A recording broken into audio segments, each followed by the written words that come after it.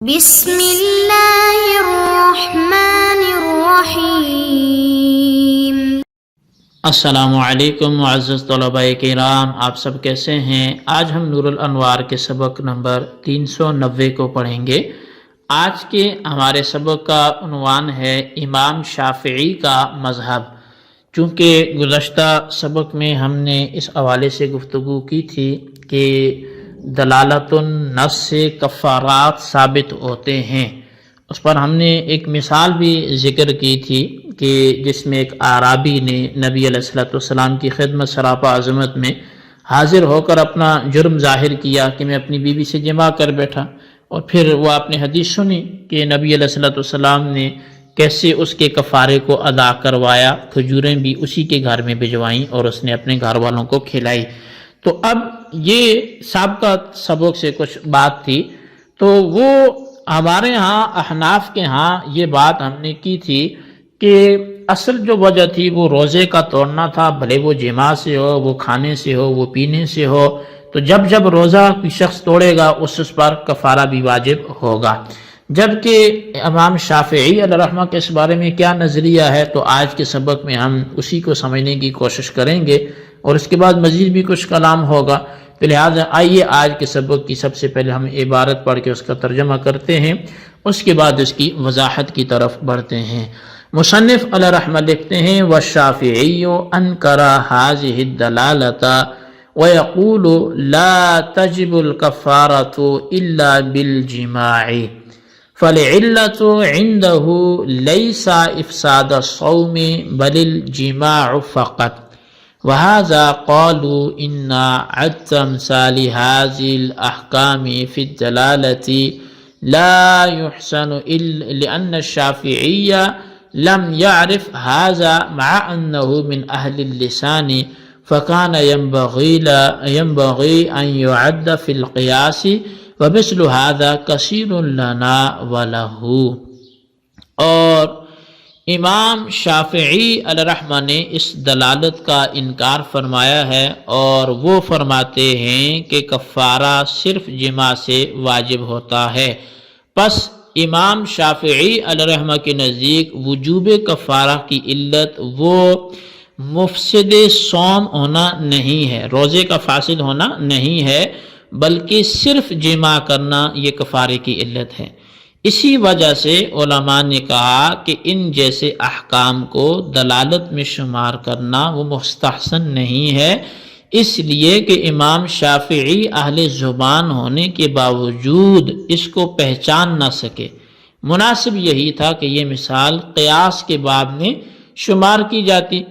اس طرح کی بہت سی مثالیں ہیں جو ہمارے لیے بھی مفید ہیں اور امام شافعی علیہ رحمہ کے لیے بھی مفید ہیں۔ والثابت به لا يحتمل التخصیص لأنه لا عموم له، اور جو چیز دلالت النص سے ثابت ہوتی ہے وہ تخصیص کا احتمال نہیں رکھتی کیونکہ اس کے لیے عموم نہیں ہے۔ اذ العموم والخصوص من عوارض الالفاظ وهذا معنى لازم للموضوع له لا لفظه، اور وہ اس لیے کہ جو عموم اور خصوص ہے یہ الفاظ کے عوارض میں سے ہے، اور یہ معنی موضوع لہو کے لیے لازم ہیں، لفظ کے لیے لازم نہیں ہے، لا لفظ ہی اس کے لفظ کے لیے یہ لازم نہیں ہے۔ وَلِأَنَّ الْعِلَّةَ كَالْأَذَى مَثَلًا إِذَا ثَبَتَ كَوْنُهُ عِلَّةً لِلْحُرْمَةِ لَا يَحْتَمِلُ أَنْ يَكُونَ غَيْرَ عِلَّةٍ بِأَنْ يُوجَدَ الْأَذَى لَمْ تُوجَدِ الْحُرْمَةُ فَأَيْنَمَا وُجِدَتِ الْعِلَّةُ وُجِدَتِ الْحُرْمَةُ وَلَا يُسَمَّى هَذَا تَعْمِيمًا۔ اور فرمایا کہ یہ معنی لفظ کے لیے لازم نہیں ہے، اس لیے کہ علت مثال کے طور پہ اذا جب اس کا حرمت کے لیے علت ہونا ثابت ہو جائے تو یہ غیر علت ہونے کا احتمال نہیں رکھے گی، اس طور پر کہ عذاب پایا جائے اور حرمت نہ پائی جائے۔ بس جہاں علت موجود ہوگی وہاں حرمت بھی موجود ہوگی، اور اس کو تعمیم نہیں کہا جاتا۔ جی طلبہ کرام، یہ تھی ہمارے آج کے سبق کی عبارت ترجمہ۔ آئیے اب اس کی وضاحت کی طرف بڑھتے ہیں۔ شارح علیہ رحمہ نے کہا کہ حضرت امام شافعی علیہ رحمہ نے اس دلالت کا انکار کیا ہے، چنانچہ ان کے نزدیک صرف جماع کی صورت میں جو ہے وہ کفارہ واجب ہوگا، اور کھانے اور پینے کی صورت میں کفارہ واجب نہیں ہوگا۔ یعنی کہ امام شافعی علیہ رحمہ کے نزدیک وجوب کفارہ کی علت روزے کا فاسد کرنا نہیں ہے، کیونکہ روزہ تو کھانے سے بھی فاسد ہوگا، روزہ تو پانی پینے سے بھی فاسد ہوگا، تو ان کے ہاں کفارہ واجب ہونے کا سبب روزے کا فاسد کرنا نہیں ہے، بلکہ ان کے نزدیک جماع تام وجوب کفارہ کی علت ہے، چونکہ عورت کی جانب سے جماع تام نہیں پایا جاتا، اس لیے امام شافعی علیہ رحمہ کے نزدیک عورت پر کفارہ بھی واجب نہیں ہوگا، اور مرد پر بھی جو کفارہ واجب ہوگا وہ صرف اور صرف اسی صورت میں ہوگا جب وہ جماع کرے گا۔ تو بہرحال جب امام شافعی علیہ رحمہ کے نزدیک وجوب کفارہ کی علت صرف جماع تام ہے، تو کھانے پینے کی صورت میں ان کے نزدیک کفارہ واجب نہیں ہوگا۔ شارح کہتے ہیں کہ چونکہ امام شافعی علیہ رحمہ نے اس جگہ دلالت النص کا انکار کیا ہے، اس لیے اصولیین نے کہا ہے کہ ان جیسے احکام کو دلالت النص میں شمار کرنا یہ مستحسن اور پسندیدہ نہیں ہے، اور وجہ اس کی یہی ہے کہ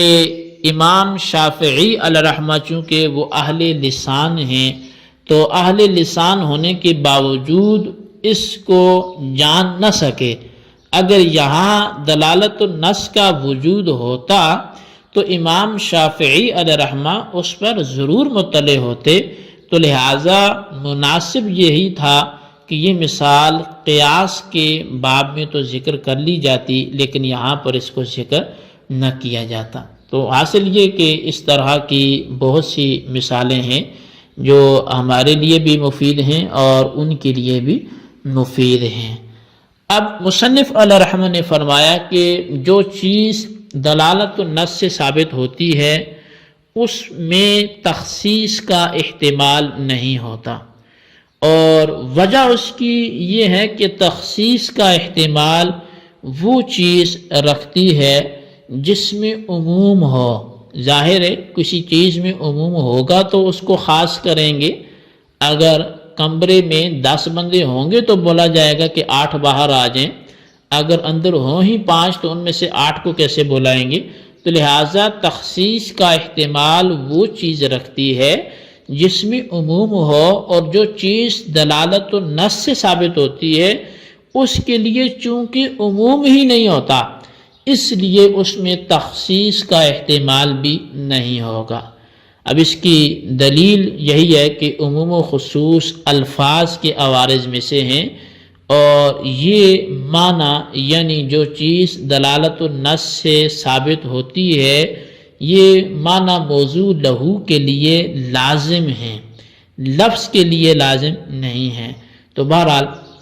جب یہ معنی موضوع لہو کے لیے لازم ہیں اور لفظ کے لیے لازم نہیں ہیں تو اس معنی میں نہ عموم ہوگا اور نہ خصوص ہوگا۔ تو دوسری دلیل اس کی یہ ہے کہ علت، مثال کے طور پہ اذیت والدین کا جب تعفیف یعنی ضرب و شتم کی حرمت کے لیے